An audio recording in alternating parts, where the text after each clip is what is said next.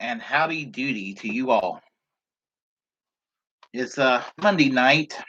I don't really get weekends off most of the time. So whenever I got a little bit of free time and I feel like just relaxing, I'll have a few beers. And that's what I'm going to do. Is going to have a few beers today and talk some politics. And something I love to do, drinking beer, talking politics. And I want to start off by saying that to encourage each and every one of you to go ahead and subscribe to this channel and hit that notification bell to go and be informed by political my political rants and speeches and commentaries and viewpoints. I'm going to get buzzed tonight. I feel like it. Anyway, I want to talk about Lauren Chen. She's a YouTuber, famous YouTuber, blogger, has kind of a loose connections. I'm not exactly sure with Blaze TV. I think she might have a program affiliated with them. I'm not sure. But I know who she is. She goes by the name of, or used to go by the name of Roman Millennial. Um, Not to objectify women, but she's an attractive, physically attractive young woman, but unfortunately, she lacks the beauty of the soul. In fact, her inner soul is quite ugly inside. It's as ugly as I am physically on the outside. But anyway, on April 9th, 2021, on her program, she decided to do a commentary on Steven Crowder and to defend him. And right there, if you're going to defend Steven Crowder, you're just automatically wrong to begin with. The, she decided to talk about making a victim out of him, how he was temporarily banned and demonetized, and for the record, when it comes to censorship of political personalities on social media, I take my personal stand is I am a First Amendment absolutist. I don't care if you're Alex Jones. I don't care if you're Ben Shapiro. I don't care if you're you could be Richard Spencer or David Duke, um, evil, the incarnation of evil politically. You shouldn't have your program taken down. I'm just consistent like that. And I'm a First Amendment absolutist for very selfish reasons. I'm a leftist and I want to share my leftist views to the world. And so if we cheerlead censorship of people we don't like on the right, that'll end up turning back against the left. And it's actually happening. But let me continue here. It was a temporary ban and he was demonetized. Um, just recently, Steven Crowder decided to go and make a cynical reenactment of of George Floyd's murder last year, and they were using bogus science, and it was basically an excuse to try to dismiss George Floyd. There's no ounce of concern or pity. He was there to side with reactionary elements of law enforcement. I'm not saying everybody in law enforcement is reactionary or racist. I'm just saying that was his objective, and it's something that the right kind of like to do. They like to defend. They usually find themselves defending quote unquote white cops, especially if the criminals or the alleged criminal it happens to be African American in particular, and that's what's been going on. And so anyway, using bogus science and everything, um, this is what it was just a cynical attempt, and she acted like this was just so wonderful what he was doing. And he's got a right to do it, but he's an asshole for doing it. Mm. I'm not monetized, so I can cuss. But this is nothing new under the sun. Rush Limbaugh back in the early 1990s. It's hard to believe that this is almost 30 years ago when Rodney King was caught on video being beaten up by the cops. Rush Limbaugh sided with the LAPD. He's actually promoted books by LAPD Chief Daryl Gates back in 1991, 1992, and he's always been on the side of racism. And anyway, I just think that this is nothing new under the sun. This is what they all do. Um, it just they try to find a way when it's right there on video, when it's actually happening. They find a way to try to make a spin to make the white racist look like a victim when it's the other way around. And I don't necessarily believe in making anybody a victim per se. I believe in individualisms. I mean, I don't want a criminal, regardless of their race, to get away with whatever they're doing as if they're committing a crime. I'm talking about individually. And, so the law enforcement needs to exist to keep the peace and order, but they don't need to engage in racism, and they do not need to engage in police brutality against political opponents. And they do not need to be basically just another arm of the military, which kind of what's happened with militarization of law enforcement over the years, and the whole victim complex, the audacity for her to sit there and make a victim out of Steven Crowder. Oh, poor Steven Crowder, big bad Silicon Valley, big tech. They went and they're just mistreating him and bullying them. And so the narrative is that the Silicon Valley are all a bunch of leftists, which isn't true. I mean, having a rainbow flag in your building in Silicon Valley does not make you a leftist.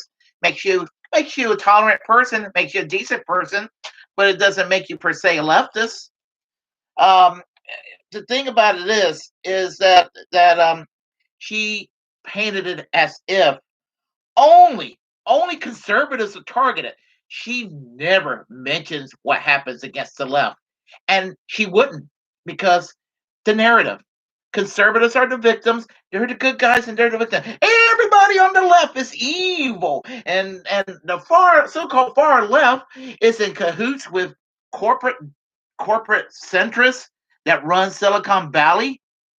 For real, I want you to listen to this. I just want you to listen to this slop of a commentary, an observation that she had regarding censorship against conservatives. And this really pissed me off.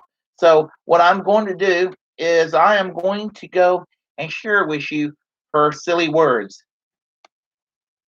Here we go. There's more. I have unfortunately saved the worst for last. Sleeping Giants, which is a left-wing pro-censorship hate group, really, posted today, raging racist Steven Crowder pretended to be George Floyd as he was murdered. This is being monetized by YouTube via advertisers. Advertisers should walk out on Susan Wojcicki's platform en masse if Crowder is not banned for this. This is not a safe platform for them. They also continued, advertisers who posted and tweeted in support of racial justice last summer should, if they really meant it, walk out of YouTube until they do something about this and the rampant racism that is amplified and rewarded on this platform. Don't forget, Crowder has already been suspended 3 times and demonetized once. YouTube is under no obligation to keep this person on their platform, as they are not a public square. They keep him because he's good for their bottom line. So not only is the left trying to get Crowder banned permanently from YouTube, but now we also have this organization who is actively encouraging advertisers to pull their money out unless YouTube does what they want. That is actively trying to start another adpocalypse, which doesn't just affect people like Steven Crowder. It affects literally all YouTubers, whether or not they're right-wing and whether or not they even talk about politics. Steven Crowder is getting in trouble. Okay, right there, she didn't mention leftists. She was very, very clever. How, I mean, she'll say right wingers, and she would not utter the fact that leftists are discriminated against in social media. She would not mention that fact. The fact that several channels have been demonetized on the left, and some of them been actually taken down. There was one channel called Convo Couch. that keeps getting taken down on occasion, and they've gotten demonetized, several other commentators have been demonetized recently. And there was an ad apocalypse in 2017. This happened too, and been another wave of it recently, and it's been targeting against the left. Yeah, some on the right's been targeted too.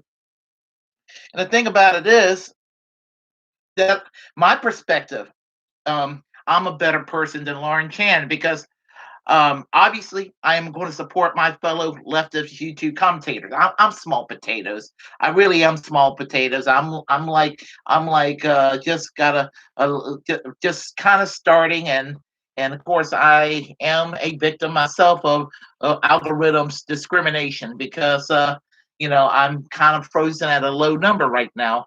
And if anybody's listening, this is a chance for you to go and hit that subscribe to overcome this. Okay, the point I'm trying to make is that the left has been targeted too, and I can guarantee you that when it comes right down to it, I don't care how socially liberal and pro-choice and pro-tolerance of um, overall Silicon Valley people are. Corporate power, the military-industrial complex, the institutions, and so you got people who are in charge that funds both parties, the donor class.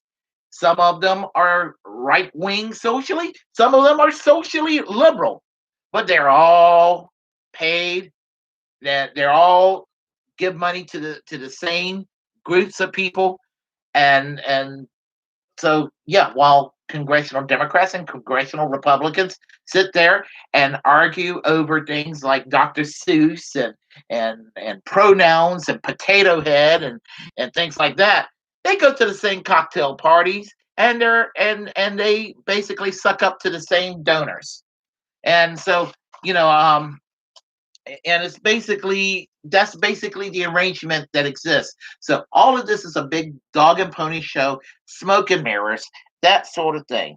um the thing about it is I did a little more research on Lauren Chen, and for somebody who's half Asian, the level of bigotry that exists with this person.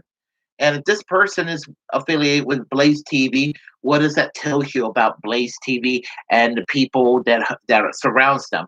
These are movement conservatives. They'll swear us up and down. The Democrats is the real racist kind of attitude.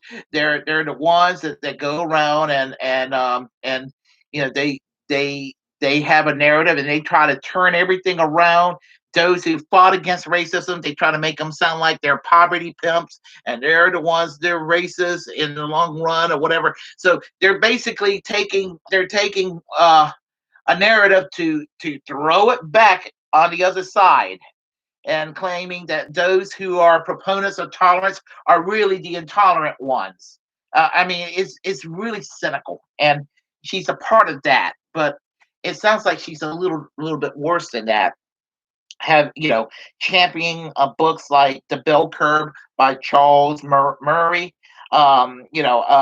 When she interviewed Richard Spencer, and interviewing Richard Spencer in itself is not a crime, but the softball questions kind of bother me.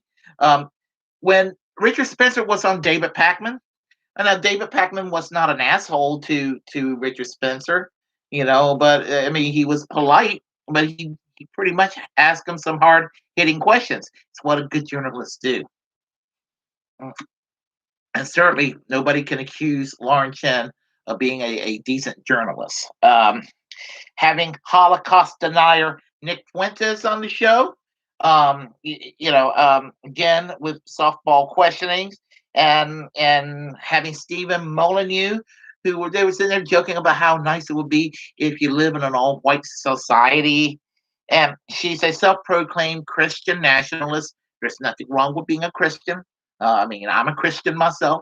There's nothing wrong with being a Christian, but she's a Christian nationalist, and the two words together is very unsettling for me. And she's not. She's basically a homophobe from a previous era. I mean, a lot of homophobes have done a little bit of a public image makeover since maybe the late 1990s, early 2000s, and they're not as overt about their homophobia as they used to be, and so they kind of changed the terms to special rights and uh, and their new target is because it seems now it looks unreasonable to sit there and to hate on gay people and hate on lesbians, individuals to hate on them because they're simply a homosexual or a lesbian. So now the new target, the new quote unquote in their terms, their new accepted targets would be the trans community. A small vulnerable community, and that's their latest target, and it's their last ditch effort to find a way to push the envelope to keep homophobia um, as much on mainstream acceptability as possible. And people are moving beyond that. Even a lot of standard conservatives sincerely have kind of walked away from bashing gays because they realize, even some of them realizing they're not the problem. There are other problems out there. I mean, if Dick Cheney, of all people, if Dick Cheney can accept can accept LGBTQ equality, Lauren Chen, as a millennial, there's no reason for you to be more fucking reactionary and far more closed-minded than someone like Dick Cheney. Shame on you. Shame on you. Shame on you. Shame on you. Anyway, if you like what you heard, press like and comment. Um, and if you disagree, comment anyway. We'll have a conversation. Uh, Feel free also to share the content of this channel. And as a First Amendment absolutist, I say and encourage each and every one of you to go ahead and to create your own platform and to utilize it because we're the muckrakers of our time. And once again, my request to you all, if you haven't subscribed yet, please hit that subscribe button and that notification bell so you're kept up to date and have this channel, grow. And until next time, I am American Social Democracy. Class struggle yesterday, class struggle today, class struggle tomorrow, until we have full and economic social justice for all.